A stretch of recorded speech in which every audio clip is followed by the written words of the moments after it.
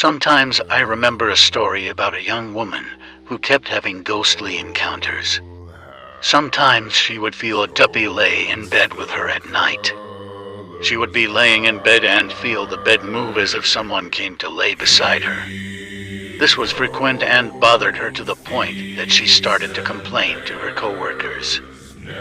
One of her co-workers suggested that she put pepper at the four corners of her bed to run the duppy away.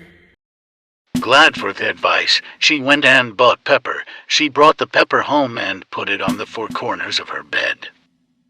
That night, she went to bed hoping that her co-worker's advice would work. It didn't. The woman woke up burning from head to toe. She screamed out in pain and ran to the bathroom. She turned on the pipe and frantically washed off, but that didn't work.